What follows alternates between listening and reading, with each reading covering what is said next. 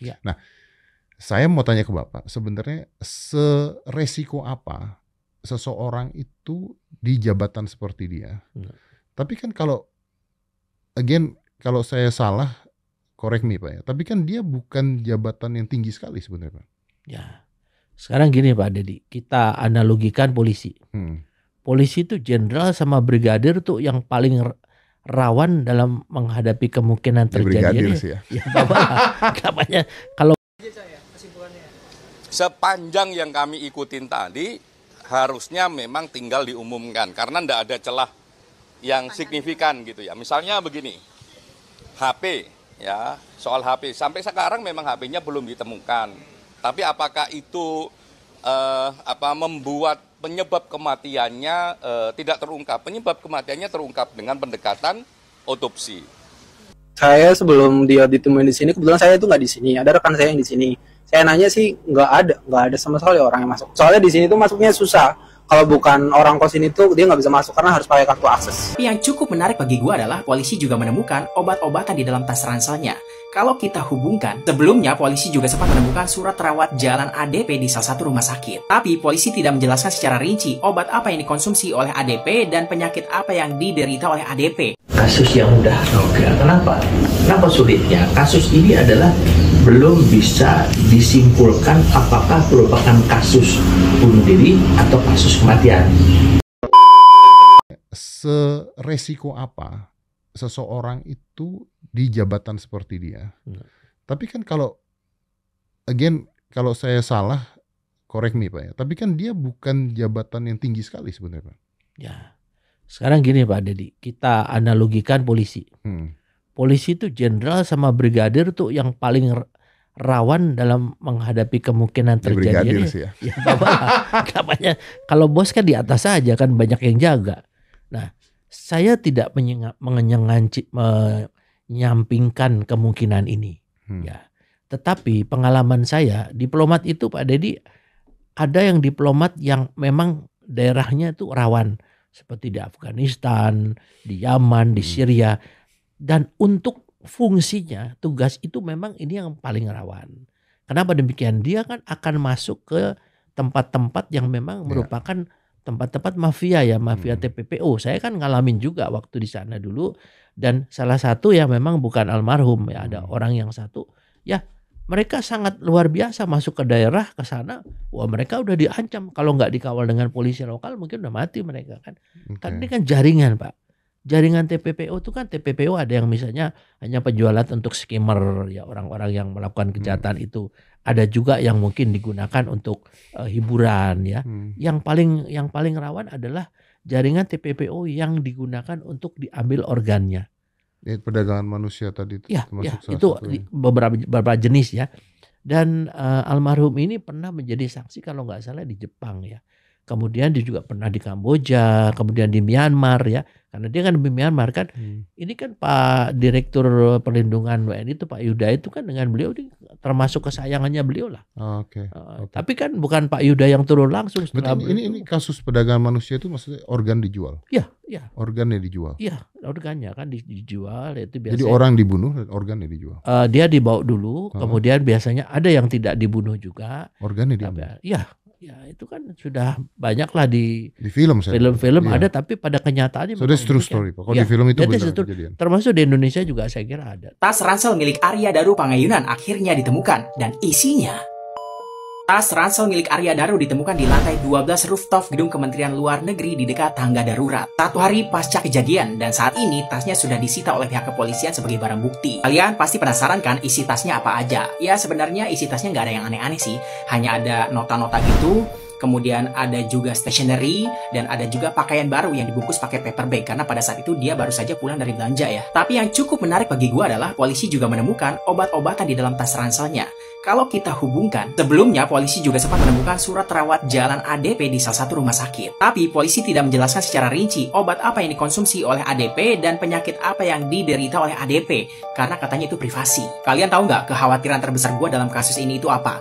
Gua khawatir kasus ini ditutup dengan kronologi, korban mengalami sakit, korban tidak tahan dengan sakitnya sehingga korban mengakhiri hidupnya sendiri dengan cara yang tidak lazim.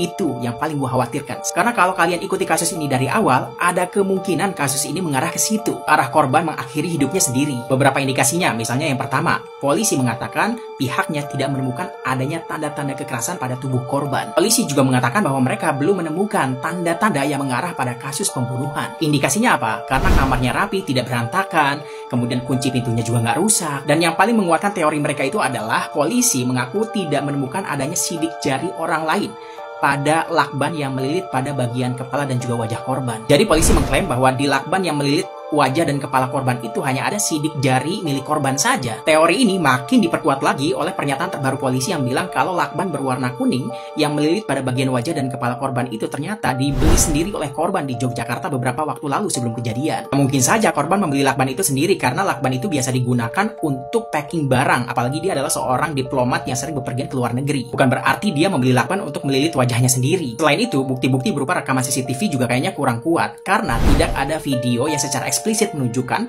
adanya seseorang yang masuk ke dalam kamar korban pada saat itu. Dan sekarang informasi terbaru bilang kalau salah satu HP milik korban dinyatakan hilang, tapi tidak dijelaskan nih hilangnya kapan dan di mana oleh siapa. Tapi polisi bilang kalau HP yang hilang itu sudah terkoneksi dengan laptopnya, sementara laptopnya ada di polisi kan. Nah, dengan teknologi yang mereka punya saat ini, seharusnya sih polisi bisa melacak keberadaan handphone itu ya. Kalau kita perhatikan semua statement pihak kepolisian tentang kasus ini memang menjurus kepada kasus mengakhiri hidup sendiri sih. Tapi yang harus kita pahami di sini adalah semua temuan-temuan polisi dalam kasus ini landasannya adalah olah TKP. Sementara untuk hasil otopsi jenazah, polisi belum merilisnya.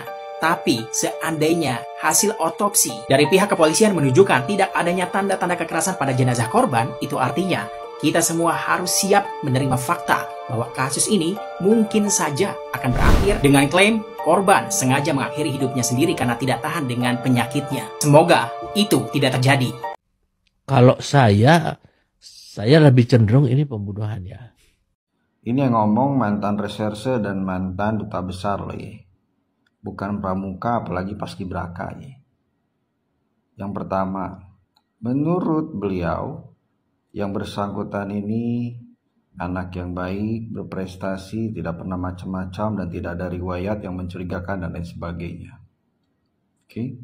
Yang kedua, menurut pengamatan beliau ada ketidakcermatan pada saat pengolahan TKP dan lain sebagainya, dan itu dilakukan pada saat awal peristiwa itu terjadi hingga pada akhirnya di take over oleh Polda Metro Jaya. Yang ketiga, beliau meyakini bahwa ini peristiwa pembunuhan. Ingat, beliau adalah seorang duta besar yang cukup mengenal yang bersangkutan, dan beliau pun seorang mantan reserse yang cukup berpengalaman di bidangnya. Maka rasanya tidak mungkin beliau menyampaikan sesuatu tanpa dasar dan tanpa landasan yang kuat. Ngerti sekarang? Ngerti dong, masa nggak ngerti? Kasus yang mudah. Oke, kenapa? Kenapa sulitnya? Kasus ini adalah belum bisa disimpulkan apakah merupakan kasus bunuh diri atau kasus kematian.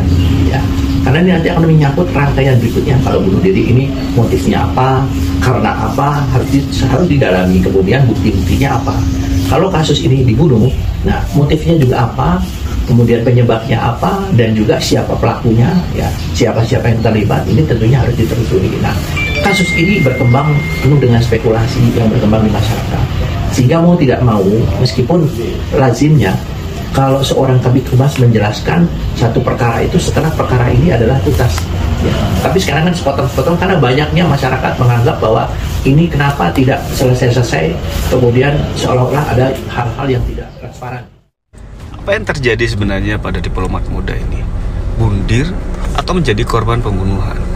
Ya, informasi yang diberikan di media sosial, ya baik itu juga di media massa, ditambah lagi press release yang dilakukan oleh polisi, ini seperti tidak tuntas, seperti diirit-irit, diecer-ecer, ya seperti dijadikan bad part demi part. Itu ada apa? Ini kan kemudian menimbulkan spekulasi yang nggak pernah tuntas. Kalau memang pihak polisi belum siap untuk memberikan press release, tunggu, tuntaskan dulu baru kemudian memberikan informasi. Tidak seperti sekarang di part demi part, ya informasinya tidak tuntas, ya, sehingga spekulasi liar semakin muncul. Ada apa? Kenapa? Atau memang disetting seperti ini? Ya, saran saya kepada polisi, lakukan ya secara profesional penyelidikan itu, dan jangan jumpa pers sebelum ini memang benar-benar tuntas. Hasil penyelidikan kasus diplomat Kemlu diumumkan hari ini. Misteri kematian Arya Daru terungkap.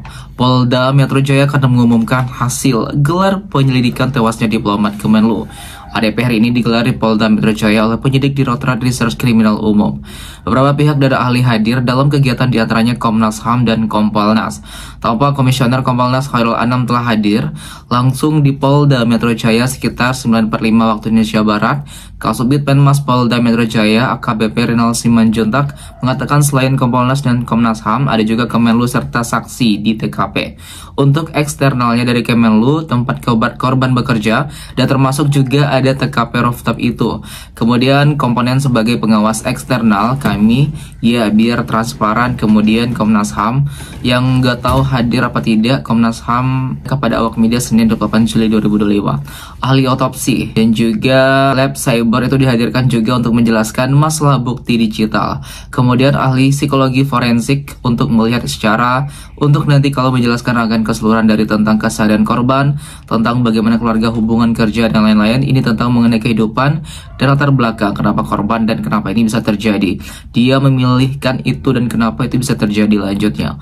Sebelumnya, Kabid Humas Polda Metro Jaya Kombes Adi Arisyam Indradi mengatakan lakban yang digunakan oleh korban dibeli pada akhir bulan Juni di toko merah Gedung Kuning, Yogyakarta. Lakban tersebut juga ditemukan di rumah korban di Jogja dan akan segera diserahkan ke penyelidik sebagai pembanding bebernya. Diterangkan menurut keterangan rekan kerja korban, lakban tersebut biasa digunakan oleh pegawai Kementerian Luar Negeri yang berpergian ke luar negeri sebagai penanda barang di bandara karena warnanya yang mencolok. Informasi ini disebut membantu dalam penyelidikan lebih lanjut terkait kasus yang sedang ditangani oleh Polda Metro Jaya. Sementara polisi mengungkap temuan penting dalam penyelidikan kasus tewasnya diplomat Kemenlu, ADP, di sebuah kosan di kawasan Jakarta Pusat.